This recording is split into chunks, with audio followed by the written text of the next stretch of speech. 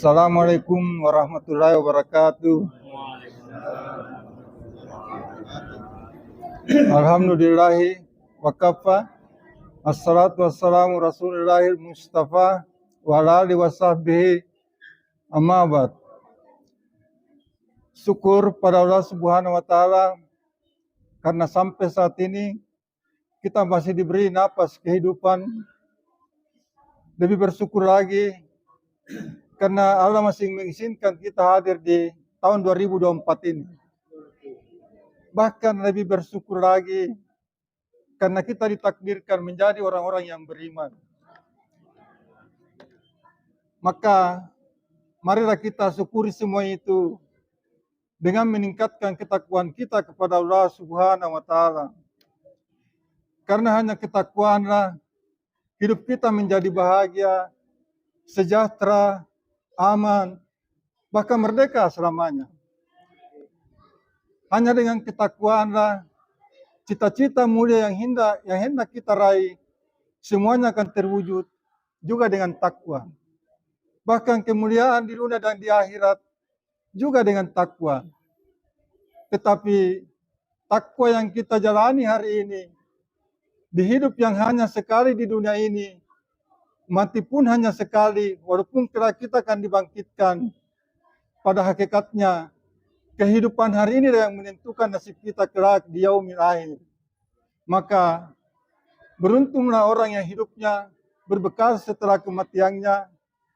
Berbahagialah orang yang bertakwa dengan sebenar-benarnya takwa dan menjadikan hidupnya murni bertauhid kepada Allah Subhanahu wa taala dan mengetahui jalan kesyirikan.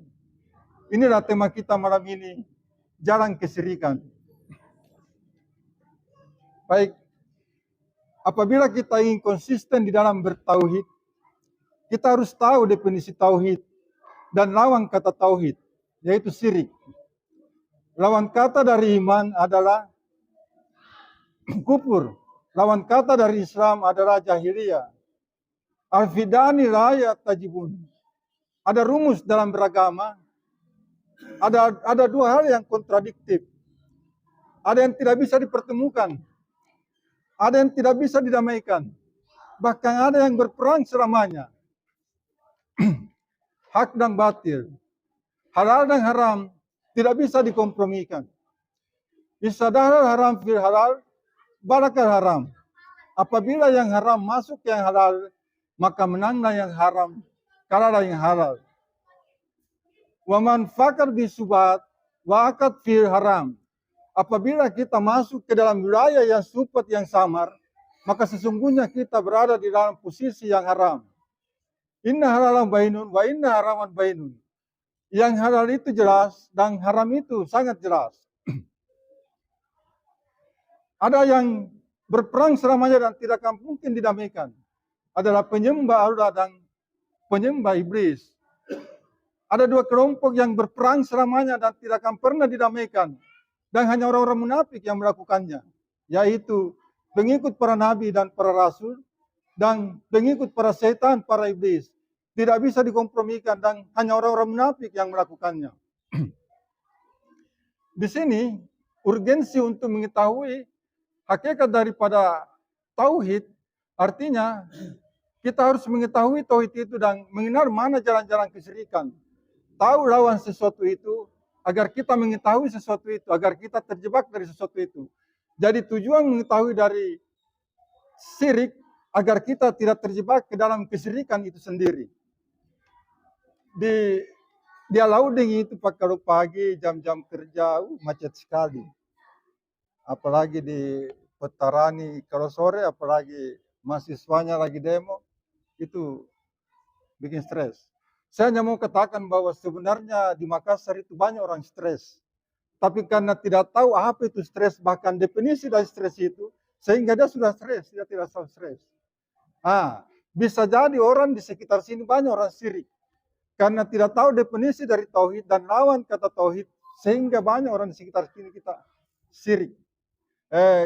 Saya kasih contoh jujur dalam diri kita, bapak-bapak, masing-masing dalam diri kita ini. Tiap hari ini, mana yang paling banyak kita sebut? Akukah atau Allah kah? Apa yang kita sembah selama ini? Akukah atau kita menyembah Allah? Contoh, kita setiap hari kita pergi kerja, keluar rumah untuk berangkat kerja, apa yang kita pikirkan dalam pemikiran kita? Pekerjaanku kah? Jabatanku? Kedudukanku? Tugasku? Gajiku? Kalau jabatanku diambil, bagaimana dengan gajiku? Kalau saya tidak makan, bagaimana dengan anak-anakku? Kalau saya tidak dapat uang, bagaimana dengan istriku? Atau kalau yang paling banyak disebut dalam setiap hari kehidupan kita? Kalau hari ini saya keluar rumah ada ridhonya Allah, maka saya tidak akan peduli semuanya. Apabila hari ini saya keluar rumah, ada rasul yang kucontoh, berapapun saya dapat ini hari, saya tidak akan peduli. Apabila hari ini ada agama Allah yang saya bisa tegakkan, berapapun saya dibayar demi keyakinanku, aku tidak peduli dengan semua itu. Kira-kira apa yang kita cari dalam hidup kita ini? Atau saya beri bapak-bapak contoh yang sangat sederhana mungkin. Apabila kita dihadapkan oleh dua pekerjaan, kira-kira pekerjaan A atau pekerjaan B. Di pekerjaan A ini, di situ ada ridhonya Allah. Di situ ada rasul-rasul yang kita bisa ikut ke surga. Di situ ada agama Allah yang kita bisa tegakkan setotal-totalnya. Tapi di situ hampir tidak ada gajinya. Tidak ada sertifikatnya, tidak ada jasanya, tidak jelas masa depannya, tidak jelas dengan fasilitas keduniaan. Itu pekerjaan A. Di pekerjaan B, di situ banyak uang. Di situ ada kedudukan hebat, di situ ada kehormatan yang hebat, tapi di situ Allah kadang disebut, kadang tidak.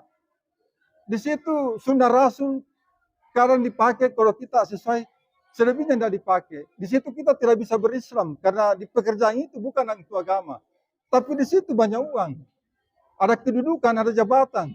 Kira-kira mana yang kita pilih di dalam hidup ini? Kira-kira yang mana kita sebut karir, A atau B? Itu masalahnya. Ya, kita kembali ke topik.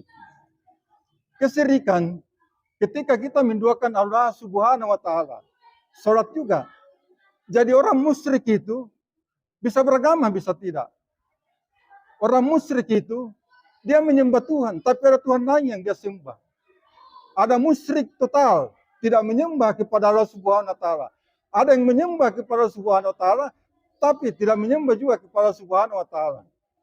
Allah tidak mau diduakan. Allah tidak mau disekutukan dengan selain darinya, apapun darinya. Inna la yusyrik bil.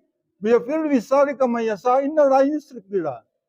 Bertauhid itu memurnikan penghambaan semurni-murninya kepada Allah, hanya Allah dan untuk Allah. Qul huwallahu ahad, Allahus samad, lam yalid wa lam yulad wa lam yakul lahu kufuwan ahad. Bagaimana cara memurnikan tauhid itu menurut surat Al-Ikhlas? Al-Ikhlas artinya tauhidiyah. Tauhidiyah artinya penyembahan hanya kepada Allah Subhanahu wa taala. Kata aku pun tidak ada. Aku tidak boleh ikut campur dalam persoalan ibadahku. Kalau hari ini pekerjaanku murni karena Allah Subhanahu wa taala, walaupun saya rugi, saya tetap menjalaninya. Walaupun saya lapar, saya tetap mengerjakannya. Sekalipun saya mati, aku menjalani kalau itu murni karena Allah Subhanahu wa taala. Bagaimana cara mentauhidkan menurut surat Al-Ikhlas? Al-Ikhlas artinya qul huwallahu ahad. Al-ahadiyah artinya selain dari Allah tidak berhak untuk disembah. Apa itu sembah? Sembah artinya tidak ada yang boleh dicinta melebihi dari Allah Subhanahu wa taala. Tidak ada yang boleh diharapkan melebihi dari Allah Subhanahu wa taala. Tidak ada boleh disandarkan melebihi dari Allah Subhanahu wa taala. Bahkan tidak ada yang boleh ditakuti melebihi dari Allah Subhanahu wa taala. Betapa merdekanya orang kalau empat dalam hal ini dilakukan dalam hidupnya. Cinta, pasrah, harap, takut hanya kepada Allah Subhanahu wa taala. Bagaimana kira-kira? Ahad, qul huwallahu ahad. Orang yang cinta kepada Allah tidak takut kehilangan apapun di dunia ini. Contoh, kita lihat orang-orang yang murni bertauhid kepada Allah Subhanahu wa taala. Masita ketika anak pertamanya dilempar masuk ke kuali yang besar, berisikan minyak yang menggelegar, yang akhirnya muncul tulang belulang putih. Sekarang giliran anaknya yang kedua. Hampir robek bajunya Masita, dipegang oleh anaknya ketika ditarik oleh sang pengawal. Ketika ingin dilempar masuk ke kuali, Masita tidak sedikit pun berharap belas kasihan dari Firaun. Karena yang pantas diharapkan adalah Subhanahu wa Ta'ala. Masita tidak sedikit pun tertarik minta pertolongan kepada Allah, kepada Firaun. Karena yang pantas diminta pertolongan hanya Allah Subhanahu wa Ta'ala. Sama Bilal bin Rabah, ketika dihinakan, dilempari batu oleh anak, diseret keliling kota Mekah di atas pasir yang panas. Allah hanya ingin tahu apa yang ada di hati Bilal. Ahad, ahad, ahad. Qul huwallahu ahad. Itu orang yang bertauhid murni kepada Allah Subhanahu wa Ta'ala. Coba kita lihat orang-orang yang mengetahui jalan kesyirikan. Ketika anak terakhirnya Masita yang masih begitu kecil, belum sanggup berbicara dalam gendongannya, ingin dilempar masuk oleh Firaun, daripada putus tangan anaknya dipertahankan, maka dia serahkan ke pengawal Firaun.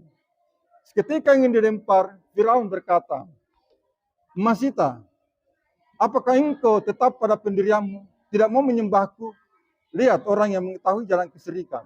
Orang yang mengetahui jalan kesyirikan, jiwanya bebas, hatinya merdeka. Orang yang mengetahui kesyirikan, bahagia bersama tauhid. Orang yang mengenal jalan kesyirikan, tidak akan pernah syirik membahagiakannya. Berani berkata Masita tidak, walaupun resikonya anaknya harus meninggal. Sama Nabi Ibrahim. Nabi Ibrahim belum puas menggendong anaknya yang masih kecil Ismail. Ketika umur 13 tahun, diperintahkan untuk menyembelih anaknya. Betapa belum merasakan kebahagiaan Ibrahim kepada anaknya.